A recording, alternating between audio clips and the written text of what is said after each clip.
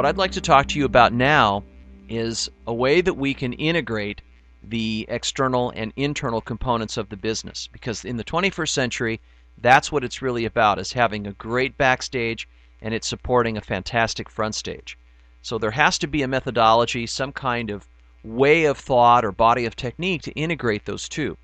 And I've come up with the exponential value cycle. I think exponential value is a great way to put it, insofar that the customer has a number of exposure points that you as the choreographer of the business need to consider. And those exposure points are at the beginning, when you generate a lead, to the sales process, how you convert the lead, to the fulfillment program, the customer service program that delivers what you promised, and then the perpetuation process of continuing to nourish and nurture that relationship with that client, being a good advisor for life.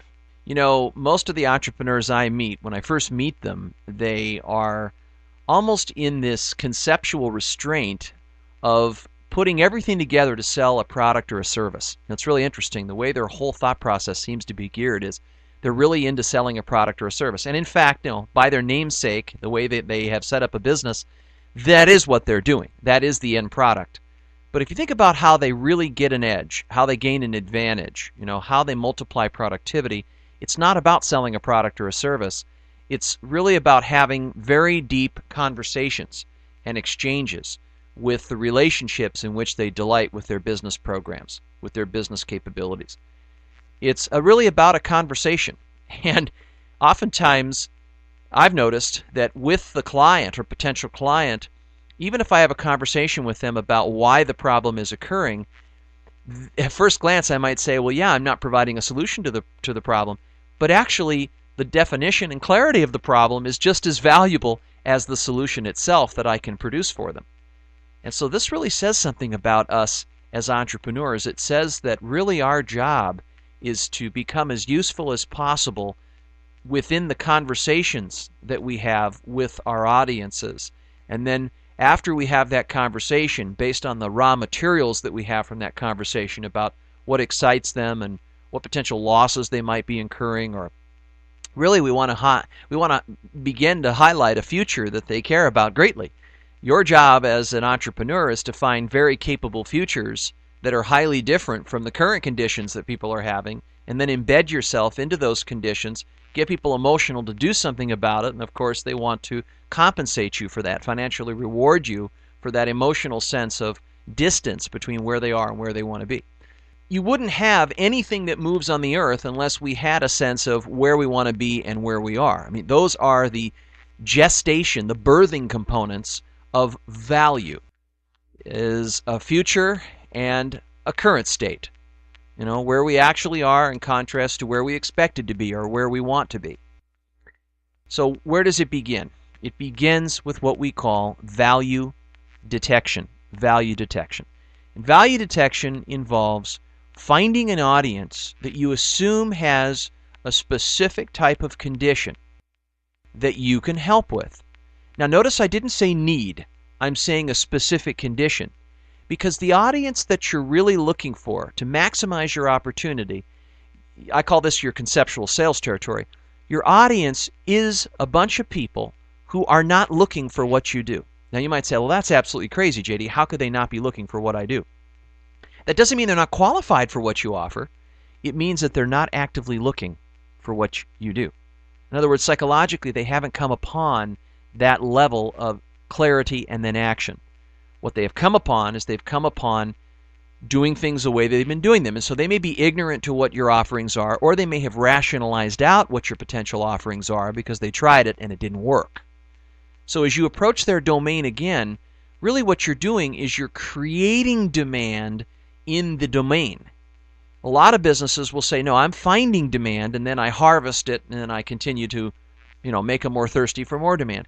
Now, that's a great model. The challenge is on the front end, you may get in too late and you immediately go right into the commoditization trap, because now your buyer has gotten so smart, they're now looking at other competitors, they're now shopping around because they know what their needs are.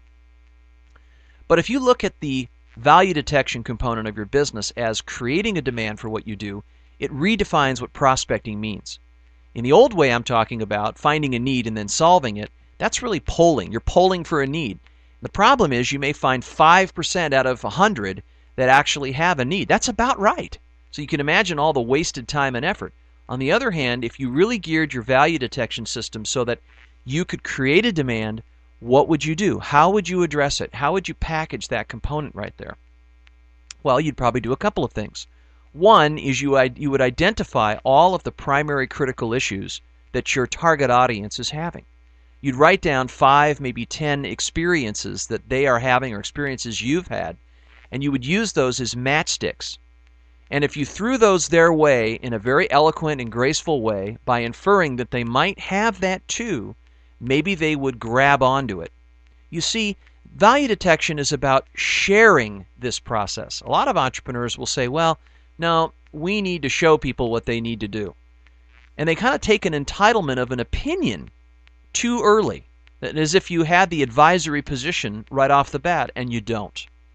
What I'm talking about here is that you lay out clearly a list of preconditions that precede someone to need you.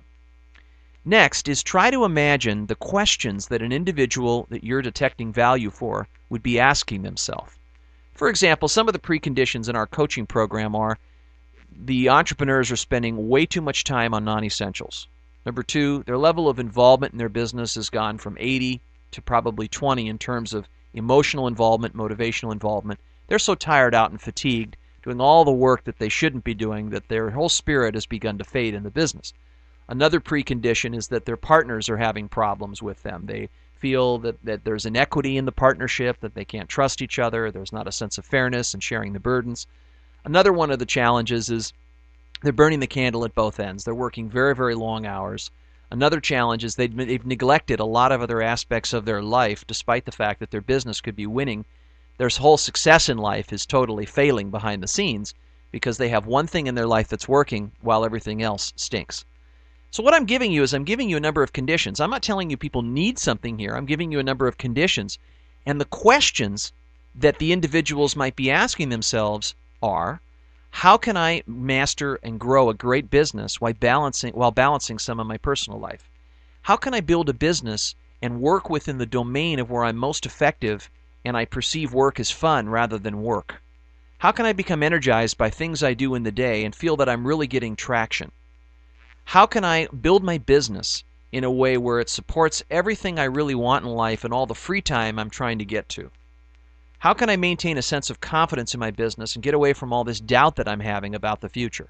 See, these are questions that I can poke and prod with so that the individual might meet me halfway and say, you know, I think that's something I should be thinking about.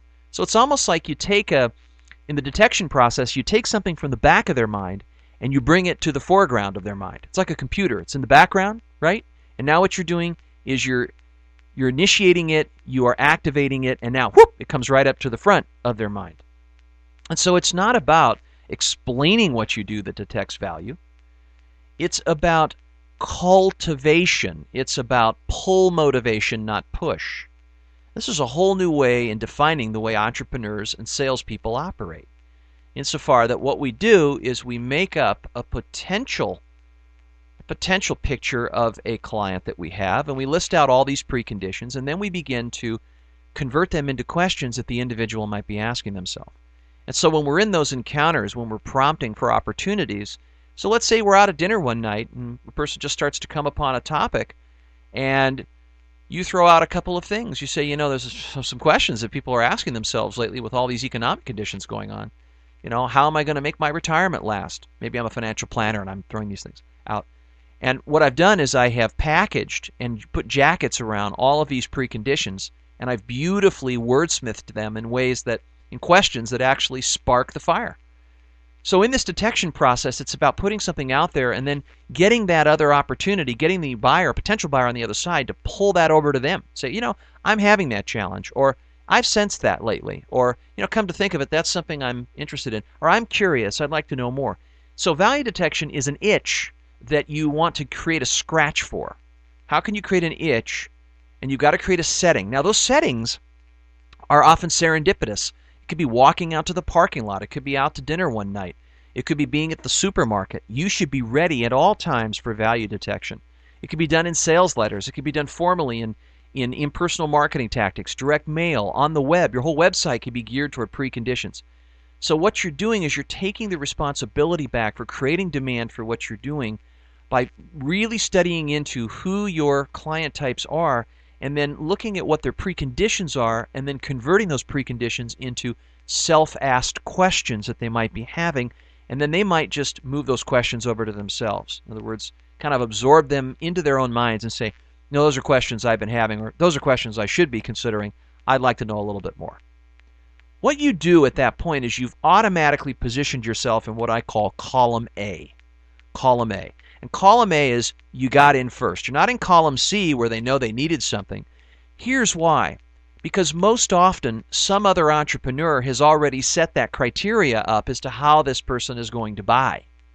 In other words, they've already created the need. They've already helped that individual understand how to go about purchasing or approaching that particular solution. And so now really all you are is you're in column C and you're just a benchmark. And the total loss is when you get used and abused, they ask you for a request for proposal, you put it together, and then all they're doing is they're just jockeying for position for the real person, the real opportunity they want to do business with.